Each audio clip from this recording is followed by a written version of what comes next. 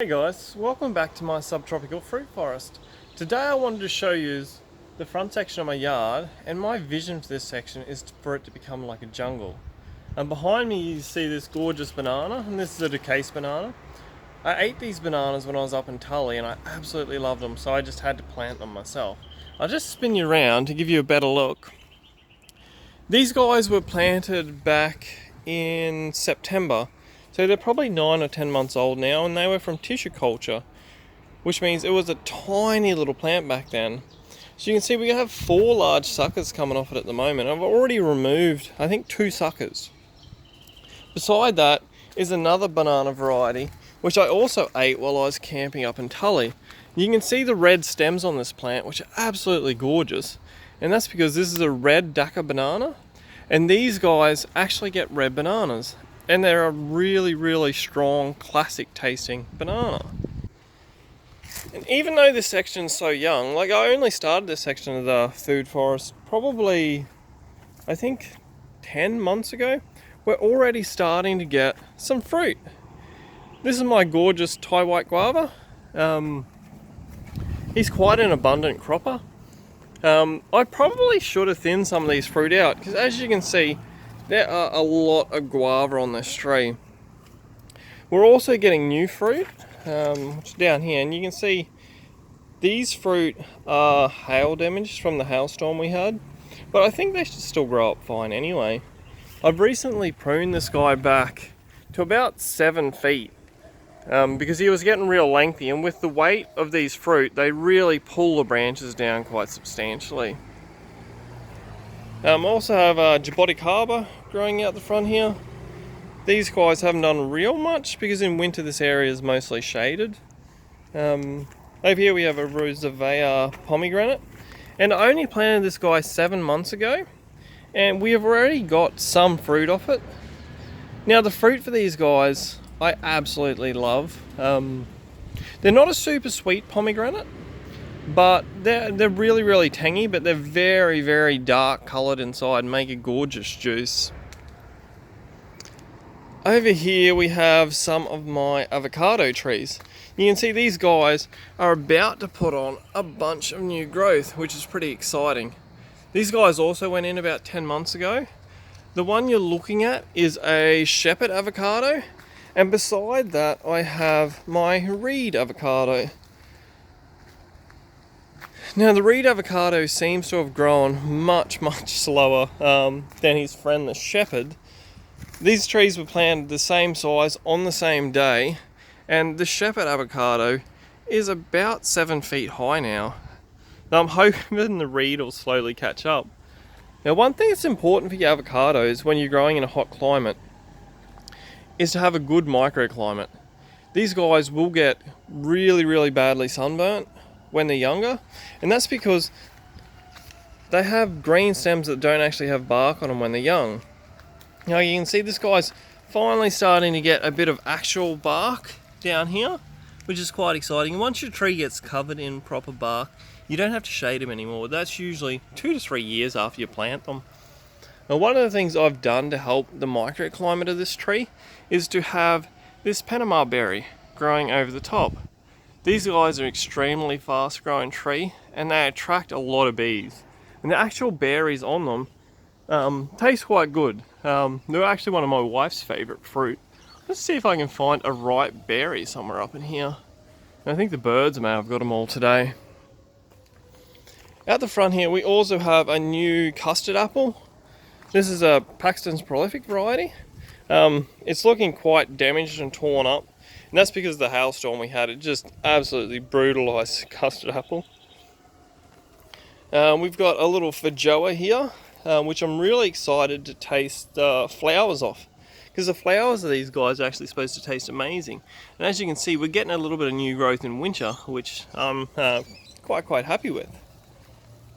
This guy does not seem to want to grow very well. I just transplanted him. He was in the backyard, and I've now moved him out here to the front jungle section.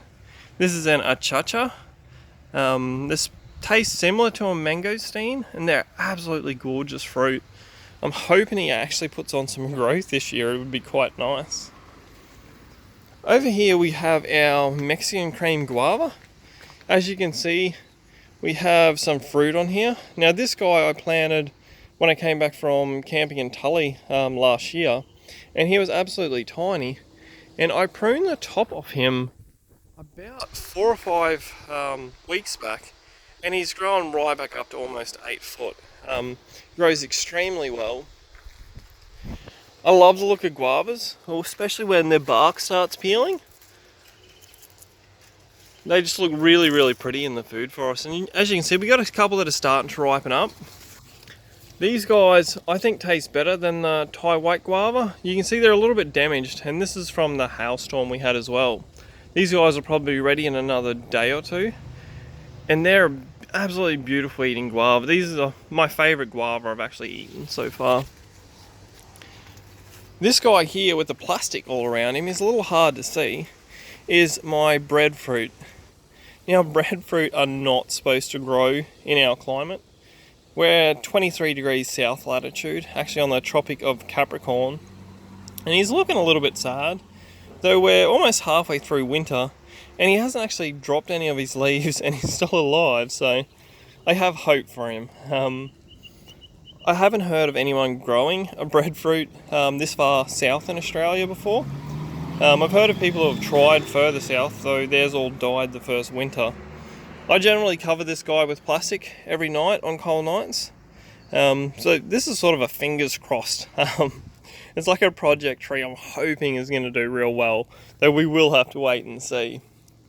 But one thing I'm super excited about today is, as I said, we're here in the middle of winter, but if you look up here, we have a new big flower on our bananas.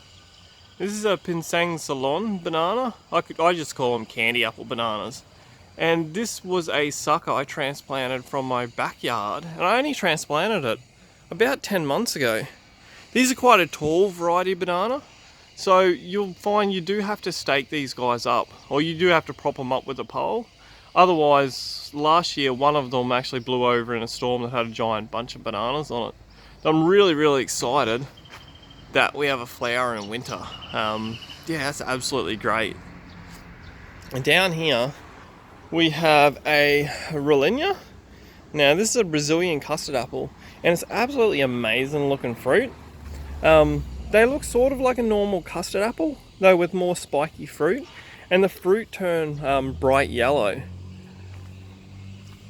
This guy's just started growing really, really well. He's been in the spot for about a year, and he was growing quite slowly, but he's absolutely taken off in the last few months.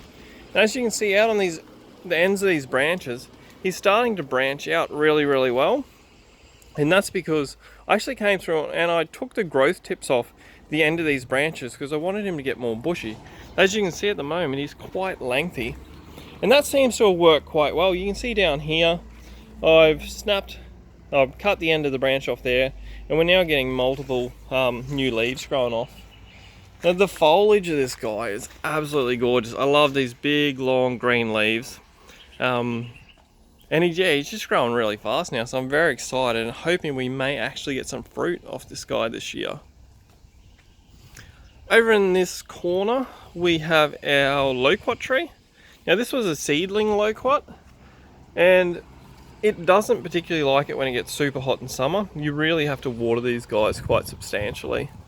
I haven't had any flowers off this yet. I planted it actually almost 2 years ago. So this was the first tree that came in the front section of the food forest. Though he is putting off some gorgeous new growth, so I've got my fingers crossed that we are going to get some flowers on this guy this year. Anyways, thanks guys. I just wanted to bring you in and introduce you to my jungle section. I know it doesn't look much like a jungle yet, but in the future, when these avocados grow up larger, we have the custard apples, the Rolinha, the bananas over the top. I'm hoping this is going to get to be quite a jungly looking section. Thanks guys.